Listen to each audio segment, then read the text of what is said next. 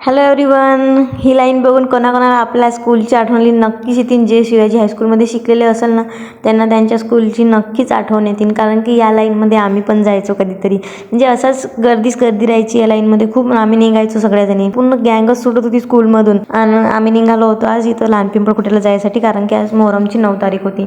हे डेकोरेशन बघा किती मस्त वाटलं. मला खूप आवडलं. तर बलूनचं कोणाचा तरी बर्थडे होता वाटतं तिथे परशुराममध्ये. आणि हा आहे पिंपळखुटा रोड. तर इथून पण आमच्या नाही का खूप साऱ्या आठवणी जुडल्या.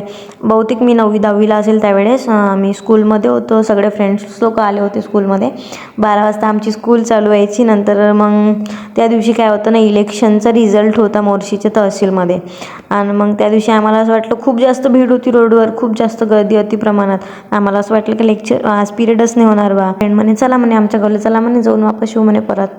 तिथं दर्गा पण आहे म्हणे पिंपळखुट्याला. मी म्हटलं चाल मग जाऊ म्हटलं आपण. आम्हाला काय माहीत आज पिरियड होणार आहे की नाही. तर मग आम्ही नाही का गेलो इकडून बसमध्ये. मी फक्त दर्शनाला सांगून दिलं होतं कोणाच्या तरी मोबाईलवरून फोन करून की मी लहान पिंपळखुट्याला चालली आहे म्हटलं फ्रेंडसोबत. तर यांनी काय म्हटलं ठीक आहे म्हणे जा. यांच्या मग काही कामं नव्हती. तर यांच्याकडे नाही का बुलेट होती पहिले, ॲव्हेंजर होती बहुतेक. हां, तर हे नाही का तिकडून आमच्या तळणीवरून रोड आहे तिथून हे आले. आम्ही बसमध्येच होतो फ्रेंड वगैरे 2-3. मग नाही का ह्या काय म्हणते मला, ते बघ म्हणे दिसते म्हणे दादा म्हणे. मी म्हटलं बघू दे. बघितलं ना, खरंच म्हटलं इतकी उपचूप झाली ना मी. हे खरंच आले होते म्हटलं बुलेट घेऊन. मग नंतर आम्ही गावात आलो तर हे आमच्या पहिलेच पोहोचले होते तिथं दर्ग्यावर जाऊन.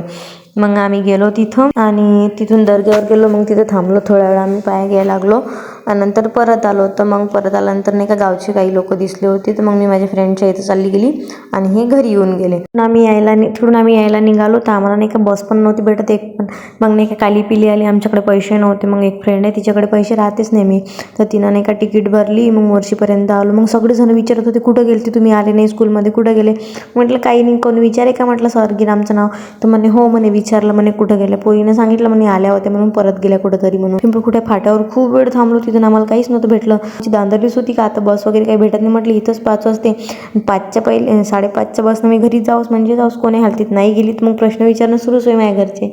मग पोचलो आम्ही. 5:30ची बसही भेटली मला मोर्शीवरून. मग आम्ही घरी गेलो. आणि इथं गेलो होतो आम्ही दर्ग्यावर मोहरमसाठी. तर इथं नाही का अंगात सवारी आली होती. मग आम्ही इथून परत आलो. कारण की मला लय भेव लागलं बाबा. इतकं भेव जास्तच. सवारी आल्यावर मी जातच नाही, दुरूनच पाहतो. पण नाही का लय भेव लागलं. मग आम्ही वापस आलो तिथूनही.